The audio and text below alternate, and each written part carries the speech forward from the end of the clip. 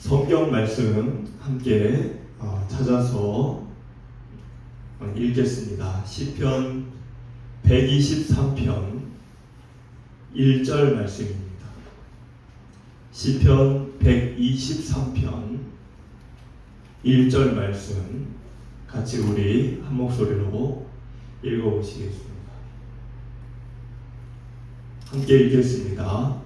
하늘에 계시는 주여, 내가 눈을 들어 주께 향하나이다. 아멘.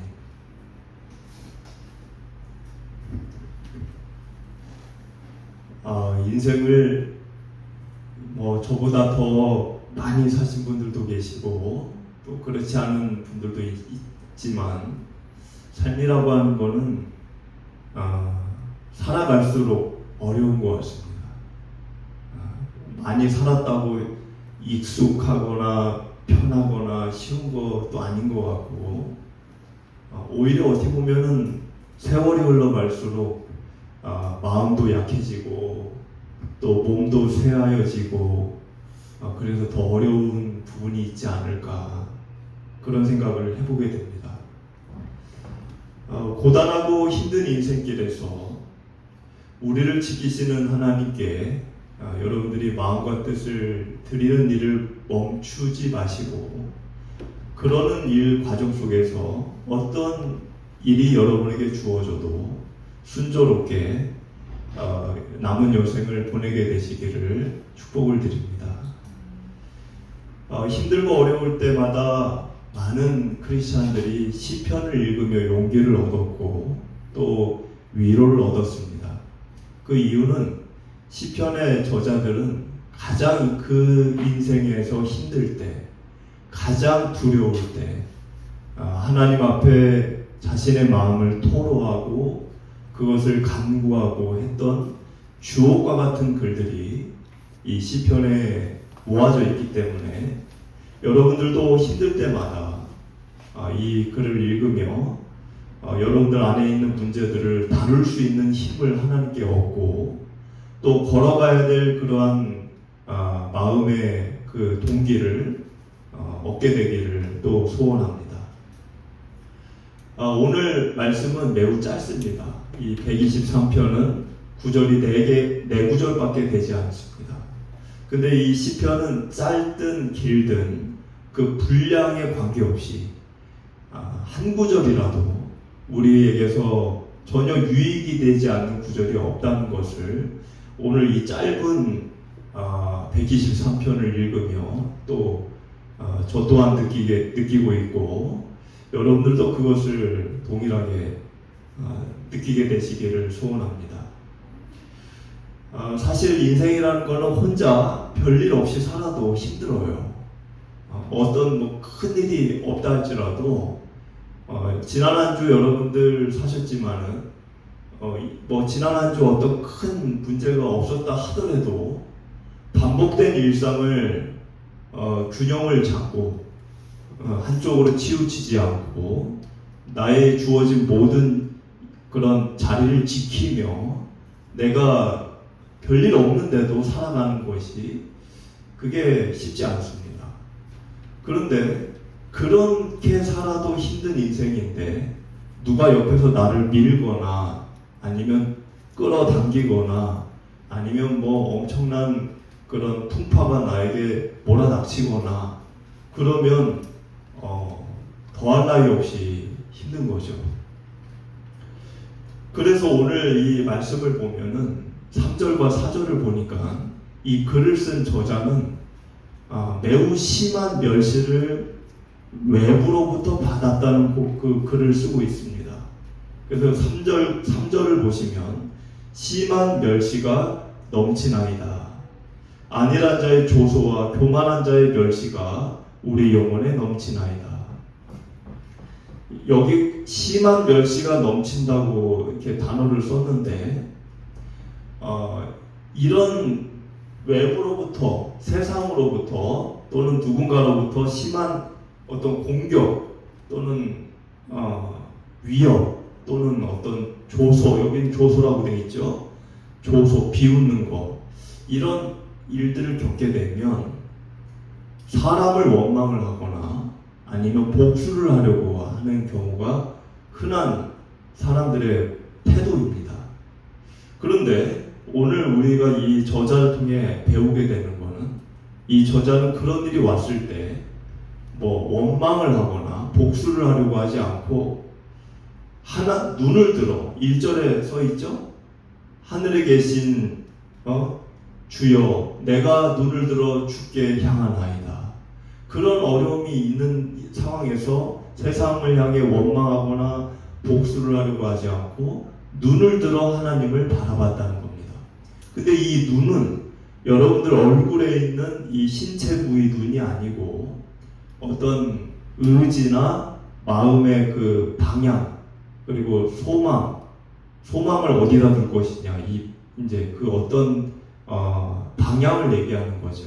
눈을 어딘가를 본다. 그러면 내가 나의 의지와 마음이나 나의 소망을 나의 마음을 어디를 향하여 내가 둘 것인가.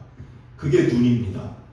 근데 이 저자는 힘들고 어려울 때 하나님을 향하여 그 모든 것을 이렇게 방향을 두었다는 겁니다. 저는 이것이 믿음의 출발점이라고 생각합니다. 힘들 때 그게 몸이 됐든 마음이 됐든 그럴 때 다른 것을 먼저 생각하기보다 다른 것을 먼저 바라보기보다 하나님을 그 즉시 바라볼 수 있는 사람, 이 사람은 흔들리지 않을 것입니다. 근데 대부분의 분들은 어려움이 주어지면 어떤 문제가 생기면 어떤 느닷없이 위기가 생기면 하나님을 먼저 생각하는 게 아니라 다른 거를 먼저 생각합니다. 다른 거를 세상 안에 있는 것들 또는 사람 그러다 보니까 마음이 막 흔들리는 거예요. 우리는 현실보다 주님을 바라보는 일을 연습을 해야 합니다. 예수님께서도 마태복음 6장 25절에서 제자들에게 이런 말씀을 하셨죠. 그러므로 내가 너희에게 이르노니 목숨을 위하여 무엇을 먹을까 무엇을 마실까 몸을 위하여 무엇을 입을까 염려하지 말라. 그런즉 너희는 먼저 그의 나라와 그의 의를 구하라. 그리하면 이 모든 것을 너희에게 더하시리라. 이 말씀의 그 내용은 현실을 먼저 보지 말고 하나님을 먼저 보라는 것입니다. 세상은 우리에게 문제를 먼저 보게 합니다. 그리고 그 문제를 너무나 바라보게 하고 다른 것을 못 보게 합니다. 그런데 믿음은 하나님을 보게 하는 거죠. 어려울 때 현실을 바라보지 말고 하나님을 바라본다는 것은 현실을 외면하거나 현실에 신경을 끄고 살으라는 이야기가 아닙니다. 현실의 문제에 관심을 두지 말고 아예 그냥 마음을 거기다 두지 말고 무조건 그냥 하나님만 바라봐라 그러는 말이 아닙니다. 현실을 외면을 해라라는 것이 아니라 우리가 이렇게 이단에 빠진 분들 보면은 가정도 내팽겨치고 직장도 내팽겨치고 공부도 그냥 다 자퇴하고 그 종교에만 심취해 그렇게 하라는 게 아니라 현실을 외면하라는 게 아니라 현실을 살되 현실에 충실을 하되 현실을 다스리시는 하나님을 세상 그 무엇보다 간절히 바라보라는 것입니다. 하나님을 먼저 바라본다는 것은 현실을 무시하라는 게 아니라 현실보다 크신 하나님을 더 신뢰하라고 하는 이야기입니다. 그 일을 우리가 할 수 있느냐? 우리는 우리 능력으로 할 수 없습니다. 저도 목사지만 제 능력으로 할 수 없어요. 그럼 그 일을 우리가 어떻게 할 수 있을까? 현실의 문제를 안 보고 어떻게 주님을 더 신뢰하고 어떻게 더 주님을 내가 바라보며 흔들리지 않을 수 있을까? 그 방법은 성령님의 도우심 없이는 사실은 불가능합니다. 성령님이 하시는 일이 뭘까요? 성령님은 우리 눈이 문제를 바라보면서 거기에 고정되어 다른 거를 보지 않고 그냥 그 문제만 자나깨나 먹으나 서나 일어서나 걷나 무조건 그 문제만 생각하게 하는 게 아니라 성령님은 우리 마음을 다스리셔서 우리 마음이 한쪽으로 무너져 갈 때 그거를 붙잡으셔서 하나님을 향하여 우리 마음이 하나님의 마음을 품을 수 있게 그 일을 우리에게 도와주시는 분이신 것입니다. 그래서 로마서 8장 26절을 보면 이와 같이 성령도 우리의 연약함을 도우시나니 우리는 마땅히 기도할 바를 알지 못하나 오직 성령이 말할 수 없는 탄식으로 우리를 위하여 친히 간구하시느니라 라고 바울이 이야기했습니다. 여기에 보면 우리의 연약함을 도우시나니 이렇게 되어져 있습니다. 여기 도우신다 라고 하는 이 헬라어 이 말의 뜻은 그냥 응원해준다, 격려한다 이런 뜻이 아니라 함께 붙잡아준다, 무거운 짐을 같이 들어준다 이런 의미입니다. 우리가 집에 있는 큰 가구를 옮길 때 혼자 못 들죠. 그러면 누군가가 반대편에서 같이 들어줘야 그거를 나를 수 있는 것처럼 성령님이 하시는 일은 우리 혼자 들 수 없는 마음의 무게를 같이 들어주신다는 겁니다. 그게 성령님이 우리의 연약함을 도우시는 방법이에요. 우리는 마땅히 기도할 바를 알지 못하나 그 말은 기도를 안 한다는 내용이 그런 뜻이 아닙니다. 어떤 뜻이냐면 예를 들어 우리가 병이 걸리면 병이 낫기를 기도하지만 하나님은 병이 낫는 것이 우리에게 뜻하신 바가 아닐 수 있어요. 나는 당장 아프니까 하나님 빨리 고쳐주세요. 빨리 고쳐주세요. 이렇게 기도를 하지만 하나님의 뜻은 요백에 가지셨던 마음처럼 그 병을 통해 내가 더 큰 믿음을 갖기를 원하실 수 있습니다. 그러니까 그 일이 일어나기 전까지는 병을 안 고쳐주실 수도 있는 거죠. 내가 취직을 위해 막 좋은 직장, 연봉 많이 받는, 남들이 부러워하는 그런 직장을 들어가고 싶다고 기도를 할 수 있지만 하나님은 그거보다, 그 직장보다, 그 직업보다 더 좋고 더 가치 있는 일을 나의 앞날에 준비하고 예비하고 계실 수도 있는 것입니다. 그런 뜻에서 우리는 기도할 바를 알지 못한다는 거예요. 하나님이 뭘 원하는지를 알지 못한다는 겁니다. 왜? 우리는 현재만 보기 때문에, 세상만 보기 때문에 우리는 하나님의 뜻과 마음을 다 알 수가 없어요. 그래서 어떻게 하라는 거죠? 우리 모르니까 성령님을 통해 기도를 하라는 겁니다. 그래서 바울은 우리는 마땅히 기도할 바를 알지 못하기 때문에 기도를 하지 마라. 그게 아니라 성령님의 도움으로 기도를 하라는 거예요. 그럼 성령님의 도움의 기도가 뭐냐? 여기 있는 말씀처럼 오직 성령이 말할 수 없는 탄식으로 우리를 위하여 친히 간구하시느니라. 말할 수 없는 탄식이라는 게 뭘까요? 성령님이 한숨을 쉬시나요? 신음을 한다고 그런 게 아니라 어떤 방언을 해서 우리 지구상에 없는 어떤 신비로운 말로 방언을 해서 나를 위하여 기도하신다 그런 의미도 아니고 이 말은 바울은 성령께서 우리의 아픔과 우리의 고통을 너무나 잘 아신다는 거예요. 누가? 성령님이. 그거를 너무나 잘 알기 때문에 말로 표현하지 못하는 나의 내면의 깊은 가라앉은 마음까지 헤아리고 계시기 때문에 그 성령님이 나의 그 마음의 상태를 하나님께, 아버지 하나님께 전달을 하신다는 뜻입니다. 그러니까 이런 거죠. 쉽게 얘기하면 이런 겁니다.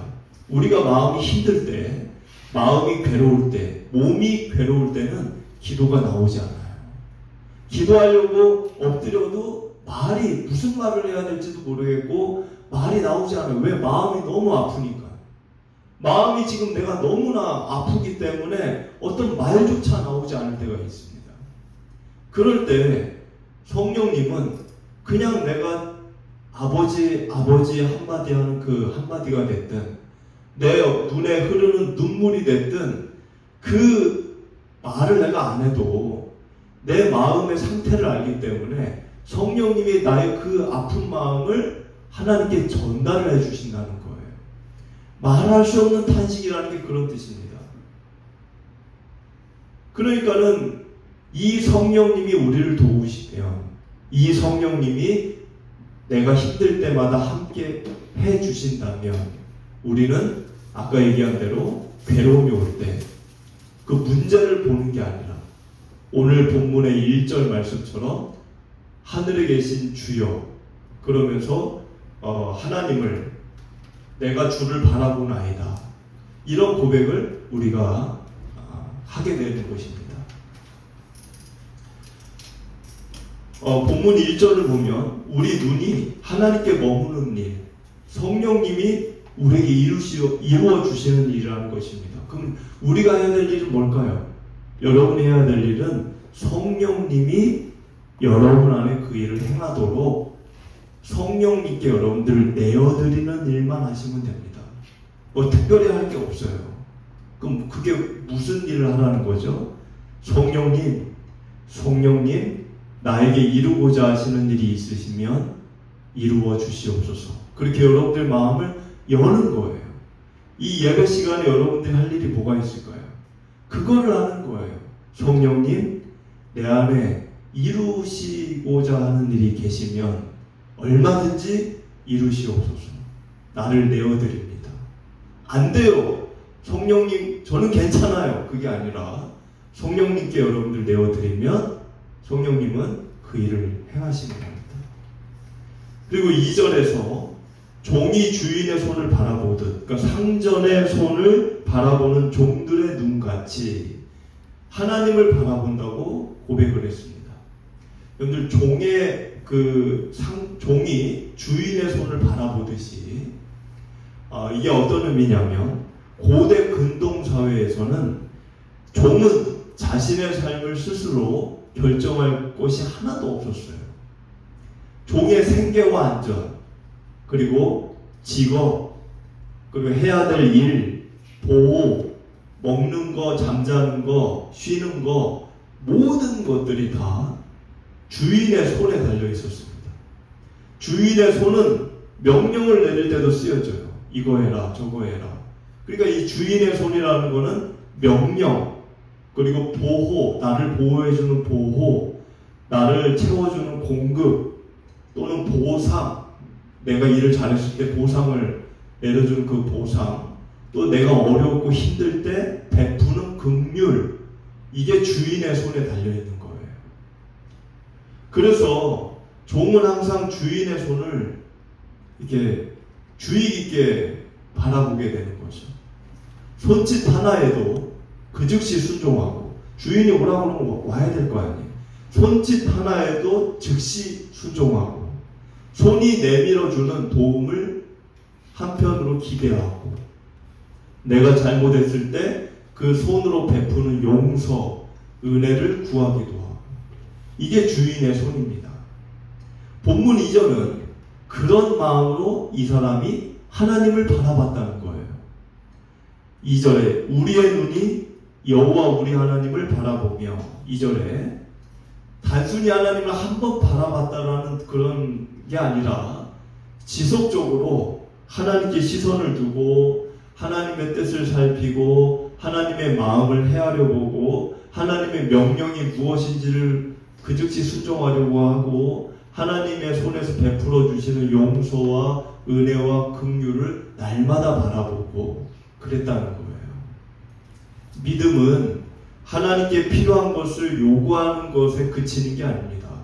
사람들은 막 목소리 크게 목이 터져라고 하나님께 필요한 것을 간구하면 그게 믿음이 좋은 걸로 생각하지만, 믿음이 좋다는 거는 내가 원하는 거, 내가 얻기를 원하는 것만을 소리질러 외치는 게 믿음 좋은 게 아닙니다. 믿음 좋다는 거는 하나님의 뜻과 하나님의 마음을 내가 신뢰하기 때문에 그분이 그것을 내일 줄지 1년 뒤에 줄지 10년 뒤에 줄지 20년 뒤에 줄지를 묵묵히 기다리는 거예요. 기다릴 줄 아는 게 믿음이에요. 그냥 달라고만 소리 지르는 거, 그거는 믿음이 아니에요. 그거는 어린아이도 할 수 있는 일이에요. 진짜 아버지 마음을 헤아리는 자는, 아버지를 신뢰하고 아버지를 믿는 아들은 아버지가 나에게 그것을 줄 때까지 묵묵히 내 할 일을 하며 기다리는 것입니다. 근데 탕자는 어떻게 했죠? 그걸 기다리지 못하고 그걸 달라고 해서 나가버렸죠. 하나님께서 자비를 베풀어 주시지 않으면 살아갈 수 없음을 인정하고 오직 하나님의 은혜를 기다리는 것, 그것이 믿음의 경성입니다. 하나님 앞에서 자신을 낮추는 사람은 하나님의 긍휼을 경험하게 될 것입니다. 3절에서는 두 번이나 반복적으로 나오는 단어가 은혜를 베풀어 주시기를 구하였습니다. 이거는 단순한 반복 강조가 아닙니다. 하나님만이 자신의 상황을 바꾸어 줄 수 있는 분이라는 것을 절박하게 믿었기 때문에 한 표현이었다는 거예요. 예수님께서도 이 땅에 계실 때 자신에게 나오는 자들 중에 얼마나 많은 이들을 만나셨습니까? 예수님이. 근데 자신에게 나오는 이들 중에 자신의 공로나 지위나 업적이나 자기 직업이나 자기 체면을 갖고 나오는 자들에게는 아무 일도 행하지 않으셨어요. 고관 대작들을 만나고 또 부자를 만나고 또 뭐 어떤 화려한 사람들도 만났지만 그들에게는 아무 일도 행하지 않으셨어요. 하나님은 긍휼을 구하는 자에게만, 불쌍히 여겨주시기를 구하는 자에게만, 예수님께서는 살아계실 때 그런 자들에게만 그들이 원하는 것을 이루어 주셨습니다. 마태복음 20장에서는 맹인들이 주여 우리를 불쌍히 여기소서, 그리고 마태복음 15장에서는 가나안 여인이 주여 저를 불쌍히 여기소서 라고 간청했을 때 하나님은 그들의 손을 잡아주셨지, 어떤 자기 체면, 지위, 뭐 어떤 그런 공로, 업적 이런 거 갖고 의시되는 사람들, 하나님은 그들의 요구를 들어주지 않고 예수님은 그들의 요구를 응하지 않으셨습니다. 중요한 신앙의 원리는 고난이 찾아올 때 나의 힘을 의지할 것인가, 내가 할 수 있는 것을 의지할 것인가, 사람이 할 수 있는 것에 내가 기댈 것인가, 아니면 하나님의 긍휼을 내가 먼저 구할 것인가, 그거를 결정하는 자리에서 우리가 알게 될 것입니다. 4절의 말씀은 안일한 자의 조소와 교만한 자의 멸시가 우리 영혼에 넘치나이다. 누군가 나를 비웃고, 누군가 나를 조롱하고, 누군가 나를 멸시하고, 누군가 나를 위협하고, 누군가 나를 무시하고, 이런 일이 그냥 한두 번이 아닌 거예요. 지금 4절을 보니까 넘치나이다. 아주 이 한계에 이를 정도로 너무나 많은 이런 일들을 겪고 있는 겁니다. 그런 한계점에 이른 상황에서 이 저자는 그들에게 복수해야지, 그들 눈에는 눈, 이에는 이, 나를 무시했으면 나도 너를 무시하고, 나를 위해와 핍박을 가하면 나도 너를 공격하겠어. 그러지 않고 이 저자가 했던 일이 뭐라 그랬죠? 1절처럼 눈을 들어 하늘에 계신 주여 내가 주를 바라보나이다. 하나님만을 바라봤다는 거예요. 그럼 여러분들은 이 무더운 지금 각박한 세상을 사시면서 여러분들이 힘든 일이 주어질 때 어떻게 여러분들은 하나님을 바라볼 수 있을까요? 먼저는 하루의 시작을 하나님께 먼저 드리기 바랍니다. 하루를 열 때, 아침을 열 때 뉴스나 휴대폰으로 시작을 하면서 세상의 염려로 먼저 하루의 마음을 채우지 마시고 하루의 시작을 말씀과 기도로, 시작을 하면 하나님의 음성이 그날 여러분들의 생각과 마음을 다스려 주실 것입니다. 그리고 문제보다는 하나님의 약속을 여러분들이 더 자주 생각하기를 바랍니다. 문제는 없는 게 아니에요. 문제가 있죠. 삶에 문제 없는 사람이 누가 있습니까? 그런데 그 문제를 10번 생각해도 될 거를 100번, 1000번, 10,000번 이렇게 하지 마시고 문제를 생각하기보다 성경에 하나님이 약속한 구절들이 너무나 많잖아요. 나를 지키신다, 나를 인도하신다, 나를 건지신다, 나를 보호하신다, 나를 사랑하신다. 얼마나 많은 약속들이 있습니까? 그거를 문제를 생각하는 그 횟수보다 더 많이 여러분들이 마음에 떠올리시고 생각하시고 주무시기 전에도 그거를 고백하시고 일어나서도 그걸 고백하시고 그렇게 하시라는 거예요. 예수님은 뭐라 그랬죠? 내가 세상 끝날까지 너희와 항상 함께 있으리라 약속하셨습니다. 그냥 있는 구절이라고 생각하지 마시고 그것이 나에게 하신 말씀이라고 여러분들이 누누이 되뇌이고 생각하시기를 바랍니다. 그리고 혼자 견디려고 하지 말고 공동체와 함께 할 때 우리는 이탈하지 않을 수가 있습니다. 엘리야도 혼자 있을 때는 어떻게 했죠? 그 위대한 엘리야도 혼자 광야에 있을 때는 낙심했어요. 죽고 싶어 했어요. 그러나 믿음의 공동체에 있던 교회의 성도들이나 제자들 죽기까지 순교의 길까지 갔습니다. 성도는 함께 기도하고 함께 예배할 때 믿음이 더욱 견고해지는 겁니다. 그러니까 예수님이 이 땅에 교회를 두신 거예요. 그리고 감사를 선택하시기 바랍니다. 내가 문제가 해결이 안 되는데 무슨 감사야. 아직 나 문제 해결 안 됐는데 무슨 감사를 드려 지금. 이렇게 생각할 수 있습니다. 근데 감사는 문제가 없을 때 하는 게 아니에요. 그 감사는 왜 하죠? 문제가 있는데? 왜 문제가 여전히 있는데 감사를 해야 될까요? 그것은 문제가 있는 이 시간, 지금 뭐 한 12시가 안 됐지만 지금 이 시간, 문제가 있는 지금 이 시간 주님이 함께 하시기 때문에 감사를 하는 겁니다. 광야를 지나가는 백성들이 가나안을 안 갔어요. 그럼 광야를 걸어가는 여정 동안 그들이 왜 감사해야 되죠? 광야를 걸어갈 때 하나님이 함께 걸으셨기 때문에 먹을 물을 주시고 피할 곳을 허락하시고 더위를 막아주시고 적들의 공격 위협으로부터 보호해 주시고 하나님이 문제는 해결이 안 됐지만 함께 하시기 때문에 감사를 드릴 수 있는 겁니다. 오늘 참 힘들고 어제도 참 고달팠고 근데 어떻게 감사가 되죠? 그 힘들고 고달플 때 주님이 그래도 내 곁에 계셨다. 그럼 감사할 수 있는 거예요. 마지막으로 순종할 수 있는 작은 일을 하시기 바랍니다.